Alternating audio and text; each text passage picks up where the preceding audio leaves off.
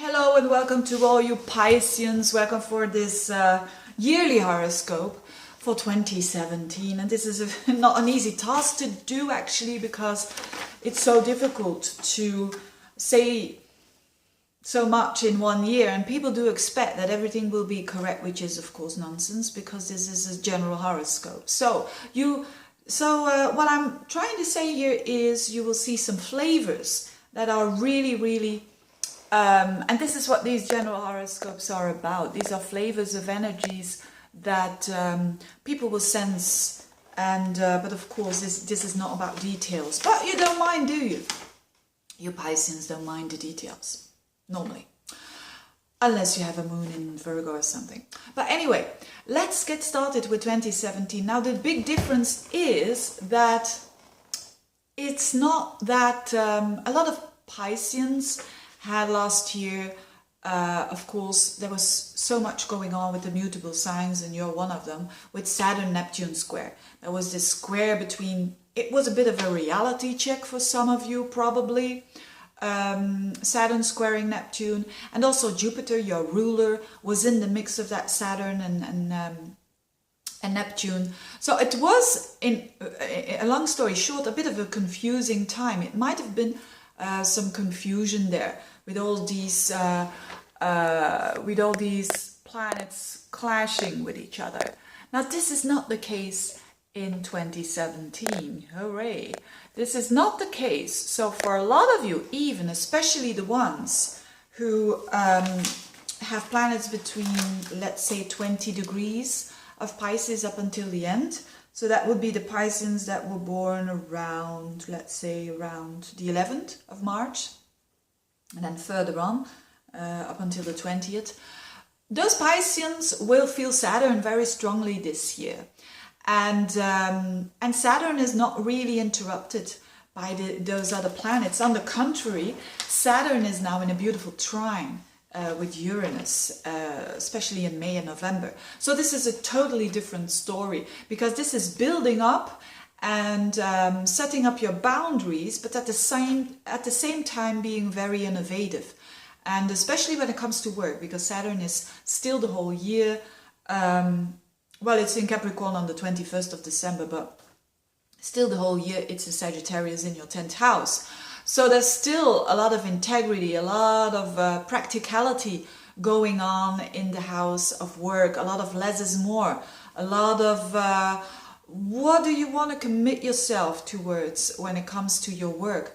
But now, again, this year, it's not so much with doubt as last year, because it trines Uranus in your 2nd house. So this is wonderful, this beautiful fire trine that we have here is between the new and the old. You could say Saturn is the old or the past, and Uranus is the future, but you can also say that Saturn is your boundaries and is what you take with you.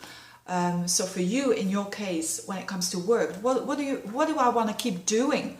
What don't I want to keep doing when it comes to work? And then at the same time, so you're doing this discernment kind of thing. And at the same time, Uranus in the 2nd is about your income. Maybe a bit like this, up and down, or it may be a bit more exciting when it comes to how you earn your money even. But it's in balance. It's in balance. So innovation versus stability is pretty much in balance for your Pisceans. That's a beautiful thing. So that aspect is really standing out in 2017, and that's very good. Your ruler, your ancient ruler Jupiter, will be in Sagittarius for the whole year, except for as from the 11th of October it goes in Scorpio, so which will be good because that's a fellow water sign. That's from the 10th into the 11th house. No, not the 11th house. What am I saying? No, Veerle. No. Jupiter is in your 2nd house. Oh, now I'm totally disturbed. You see these, you have to think about Saturn and Jupiter and Pluto. Let's think. Jupiter is in Libra. That's your 8th house, and it will go into your 9th. That's it. Jupiter in the 9th. As from October. So there will be the last 3 months of the year, so to speak, a beautiful balance between what you believe in and what you're all about, especially when it forms a trine with Neptune in your sign as well. So that's beautiful. And that's also very compassionate. So for people who do write or who do publicity, writing, traveling, teaching, learning, it's a great time at the end of the year. It's a great time also for connecting with the divine, especially the end of the year, and really emotionally being stable there. So what else? Let's have a look. Yes, this Jupiter, let's talk a bit about that. That Jupiter in your 8th houses is wonderful. It's wonderful. It's a bit protective, you could say. It's also a big psychological growth that you can make with Jupiter in your 8th house. And now this Jupiter is not being bombarded by Saturn now. It's not being restricted by Saturn. On the contrary, it's actually stimulated by Pluto and Uranus. And during the year. So that means that in peaks there will be a big growth of those psychological understandings, or it's also a financial house. So for some of you, maybe because of the resources that you share with someone, there could be also a growth there. So more money coming in because of maybe you're selling a house or you're buying a house, and you're selling another one, and you're going towards maybe some pension funds that you are going to reorganize or whatever. So it's a good time to do so. Especially March and September, when Uranus opposes Jupiter in your money houses and in your confident houses. It's like there is a peak of understanding what your value is all about versus the value of another. And there's an opening up there, again with money. It's not bad at all. I know these are, again, general horoscopes, so don't think, oh yeah, I can throw away my money. But it's not bad at all. Okay, another thing that's interesting, Mars is not going retrograde, so it's blasting forwards.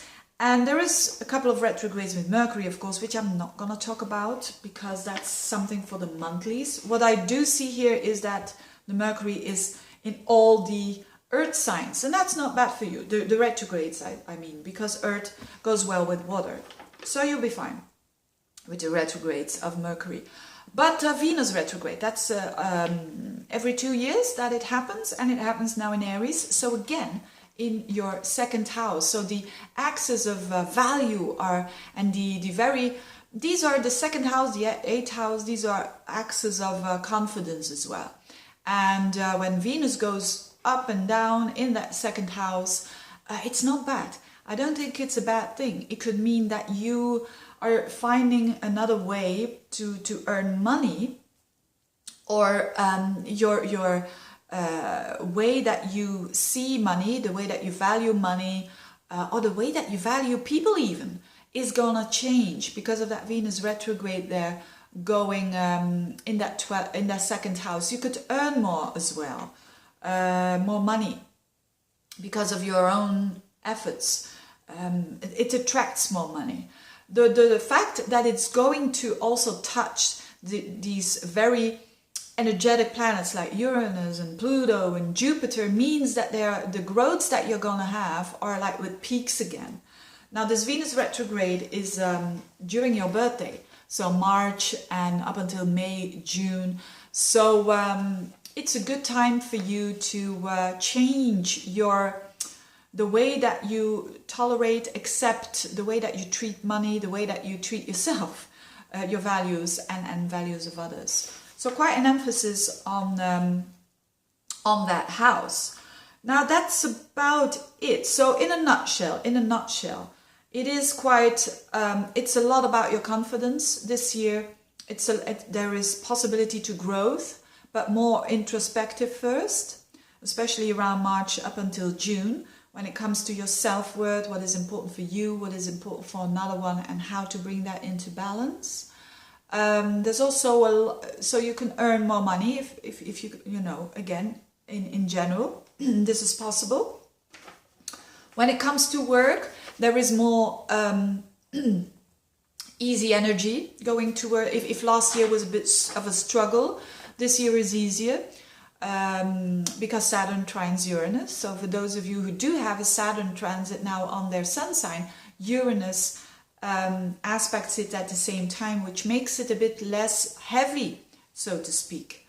So that's for work. And relationships. Relationships are, especially the end of the year, there's nothing new happening when it comes to relationships, I think, but Neptune is still in your house, so it's still a bit maybe blurry when it comes to what you think, but although I think not really blurry, but it's still, you just had Jupiter in your 7th house last year, so relationship, you probably knew very well who was important, who is not, and that sort of continues with Jupiter in your 8th house. There's a possibility of more intimacy with someone close to you, and of course the trine between Jupiter and Neptune in your sign, more compassion. You're already a very compassionate sign, aren't you? But getting more compassion from others as well with Jupiter in your 8th house, that's lovely. When people understand you, that's lovely, isn't it? So, and the eclipses are falling in the houses of, so a lot of letting go as well, I think, because the eclipses, there is one in your sign, in Pisces in February, a new moon actually. So if you have planets around 8 degrees, there is a new beginning there, starting for you. And of course, that reflects in relationships as well. So there could be some new beginnings, some endings and new beginnings with how you see yourself and others. And but then the other eclipses in February and August happen in the houses of health, of work, and of letting go. So I think a lot of Pisceans will also keep on, as a continuation of last year, letting go of some baggage that is no longer suiting you, and that has a good effect on your health, on mental and on physical health. So still a lot in the Leo and the Aquarius houses, still a lot of, yes, I can't put it in another word, energy of letting go. And you know how to let go, you Pisceans. You learned that from the beginning. So having said that, it should be easier this year, 2017. And I wish you all the best. Thank you for watching, and see you soon. Bye.